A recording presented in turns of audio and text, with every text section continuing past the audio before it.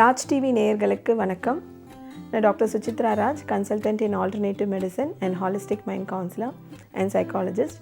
Physical health and mental health இரண்டுக்கும் இப்போ பேச போகிற டாபிக் இந்த இள வயதிலேயே பெண்கள் ரொம்ப சீக்கிரமாக இப்போ ஏஜ் அட்டன் பண்ணிடுறாங்க, மெச்சூர் ஆகிடுறாங்க. இதுக்கான காரணங்கள் உணவா, இல்லை இன்றைக்கி இருக்கக்கூடிய என்விரான்மெண்ட்டா, இல்லை அவங்களோட மைண்ட் மனநலமா அப்படின்ற ஒரு இதுக்குள்ளே போனோம்னா முதல்ல உணவு தான் நான் மெயினான ரீசனாக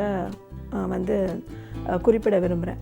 ட்ரெடிஷ்னல் ஃபுட் அப்படின்ற ஒரு உணவு, அதாவது நம்மளோட தமிழ்நாட்டு கலாச்சாரப்படி நம்ம பார்த்தோம்னா அது ஒரு இட்லி, தோசை, பொங்கல், பூரி இந்த மாதிரியான ஒரு ஃப்ரெஷ்ஷாக அன்றைக்கே செஞ்சு அன்றைக்கே சாப்பிட்ற உணவு ஒரு இதில் தான் வகையில் நம்ம இருந்தோம். மத்தியான உணவு ரெகுலராக சாதம், ஒரு சாம்பார், ஒரு ரசம், இல்லை ஒரு கீரை கூட்டு, பொரியல், இந்த மாதிரியான உணவு பழக்கங்களில் இருக்கிற வரைக்கும் அவ்வளோ பிரச்சனைகள் இல்லை. அஃப்கோர்ஸ் இந்த ரைஸ் ஐட்டமில் இந்த ரெட் ரைஸ் சாப்பிட்ற காலத்தில் இன்னும் எல்லாமே ஃபைபர் கண்டென்ட் இருந்தது, ப்ளஸ் உட்கொள்கிற உணவு செரிமான சக்திகள் இருந்தது. ஸோ எல்லா சிஸ்டமும், அந்த ஹெட் டு ஃபுட் இருக்க சிஸ்டம் ஆட்டோமேட்டடாக சாப்பிட்ற உணவு செரிமானமாகிறது ஒரு கரெக்டான ஒரு சைக்கிளில் எல்லாமே இருந்தது. இப்போ என்ன ஆயிடுச்சுன்னா, இப்போ எல்லாருக்கும் தெரிஞ்ச மாதிரி இந்த ஜங்க் ஃபுட் கலாச்சாரம் அப்படின்றது ஒன்று. அது ஒரு பீரியட், ஒரு 10 இயர்ஸாக அந்த ஜங்க் ஃபுட் நம்மளை ரூல் பண்ணின்னு இருக்கு அப்படின்னு ஒன்று இருந்தாலும், அது கூட நம்ம ஒரு சாயங்கால வேலை அந்த மாதிரியான ஒரு நேரத்தில் தான் அதை ஒரு கிளாஸ் ஆஃப் பீப்புள் எடுத்துகிட்டு இருந்தாங்க. இப்போ என்ன ஆயிடுச்சுன்னா, இப்போ எது எடுத்தாலும் ஆர்டர் பண்ணி சாப்பிட்றது. ஸோ இப்போ காலையிலேயே நமக்கு நைட்டு சாப்பிடக்கூடிய ஒரு விஷயமோ, இல்லை ஈவினிங் சாப்பிடக்கூடிய ஒரு சிற்றுண்டி கூட எல்லாமே ஆர்டர் பண்ணி சாப்பிட்லான்னா நினச்சதை சாப்பிட்லான்னா எல்லாமே ஓவர் ஸ்பைஸு, இல்லைன்னா ப்ரிசர்வேட்டிவ்ல செய்யக்கூடிய அந்த ஒரு சாஸாக இருக்கலாம், ஸ்பைஸ் பேஸ்ட், இஞ்சி பூண்டு பேஸ்ட்டு கூட அந்த காலத்தில் அப்போவே அரைச்சி அப்போவே சமைச்சிக்கிட்டு இருந்தாங்க.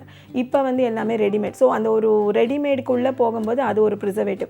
ஸோ இந்த மாதிரி ஒரு பொருளும் ப்ரிசர்வேட்டிவ் இப்படி ஆட் ஆகிறதும், அது இல்லாமல் எடுக்கக்கூடிய விஷயம் அந்த பேக்கடு ப்ராடக்ட்ஸை மினிமம் இப்போ ஒரு குழந்தை என்ன ரொம்ப ஆசைப்படுது அப்படின்னு பார்த்தீங்கன்னா, இப்போ ஒரு பர்த்டே பார்ட்டின்னே வச்சுக்கோங்களேன். அதுக்கு முன்னெல்லாம் என்ன ஒரு கேக் வெட்டுவாங்க, அதுக்கப்புறம் ஒரு அட்லீஸ்ட் ஒரு நைட் டின்னருக்கான ஒரு விஷயம், ஏதோ ஒரு பிரியாணி, அதாவது ட்ரெடிஷ்னல் ஃபுட்டை செய்யக்கூடிய ஒரு பிரியாணி, இல்லை ஒரு சாதம், சாம்பார், ரசம், இப்படி தான் ஒரு பர்த்டே பார்ட்டியோட டிஷ் இருக்கும். இப்போ எப்படி ஆயிடுச்சுன்னா, எடுத்தவுடனே பர்கர், கோக்கு, பீஸா, அடுத்தது மில்க் ஷேக்கில் என்னென்னா, ஒரு பழம் சாப்பிட்ணும் அப்படின்ட்டு இருந்ததுன்னா அந்த பழத்தை எப்படி சாப்பிடுவோம், ஃப்ரெஷ்ஷாக சாப்பிட்றது தான் ஃபஸ்ட்டு பலன் அளிக்கும். ஒரு க்ளீனாக கழுவிட்டு ப்ராப்பராக கட் பண்ணி சாப்பிட்றதோ இல்லை கடித்து சாப்பிட்றதோ. அதுக்கு அடுத்த ஸ்டேஜாக ஜூஸு.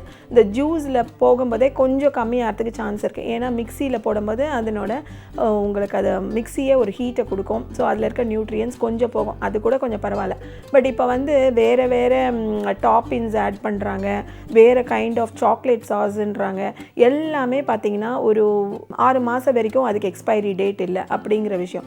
எந்த ப்ராடக்ட் எக்ஸ்பைரி இல்லை, அந்த பிராண்டுக்குள்ளே இருக்க விஷயங்களை நம்ம எவ்வளோக்கு எவ்வளோ சேர்த்துக்கிட்டே போகிறோமோ அவ்வளோக்கு எவ்வளோ நம்மளோட ஃபுட் சைக்கிள் மாறிடுது. ஒன்ஸ் நம்மளோட டைஜஸ்டிவ் ட்ராக் சரியில்லை, ஆட்டோமேட்டடாக தைராய்ட் ஃபங்க்ஷன் நிறைய பேருக்கு இந்த மாதிரி, அதுவும் ஸ்பெசிஃபிக்காக சொல்லணுன்னா இந்த பர்கர், அதுக்கப்புறம் இப்போ இந்த ஷவர்மான்னு ஒன்று, அது என்றைக்கு ப்ராசஸ் பண்ணது, என்றைக்கு அதை ஹீட் பண்ணி நமக்கு கொடுக்குறாங்க, இப்படின்ற ஒரு புரிதலே இல்லாமல் வெறும் அந்த சுவைக்காக சாப்பிட்றது, அதுக்காக அடம் பிடிக்கிறது. ஈவன் பேரண்ட்ஸ் கூட கொஞ்சம் சொன்னாலும் கேட்குற அளவுக்கு இல்லை பசங்க. ஸோ இந்த ஹார்மோனல் இம்பேலன்ஸ்க்கு தைராய்டு லெவல் சின்ன குழந்தைங்க, அதுக்கு முன்னெல்லாம் தைராய்டு ப்ராப்ளம்ன்றது ஒரு 30 to 40 இயர்ஸ்க்கு மேலே தான் ஒரு டெஸ்ட்டே பண்ணுவாங்க. அது கூட டிலேடு குழந்தை பிறப்பு இருக்கிற ஒரு பெண்களுக்கு. பட் இப்போ என்னென்னா, தைராய்டு சின்ன குழந்தைங்களுக்கே வருது. ஸோ ஒரு காலையில் எழுந்தோடனே ஒரு தைராய்டு மாத்திரை போடணும், அப்போ தான் அந்த ஹார்மோன் பேலன்ஸ் ஆகும். அதுக்கு அடுத்தது தான் ஃபுட். ஸோ இந்த மாதிரி போகும்போது ப்ளஸ் இந்த சிக்கன், மெயினாக இந்த ப்ராய்லர் சிக்கன் அண்ட் நான் சொல்லக்கூடிய அனைத்து லேட்டஸ்ட்டாக வந்திருக்க உணவுகள், இதை காலைல மத்தியானம் 3 வேளைக்கு இதே தான், ட்ரெடிஷ்னல் ஃபுட்டோ எதுவுமே கிடையாது. இப்படி போனால் என்ன ஆகும், இந்த மாதிரி தான் ஏர்லியான ஒரு மெச்சூரிட்டி சீக்கிரம் வந்துடுது.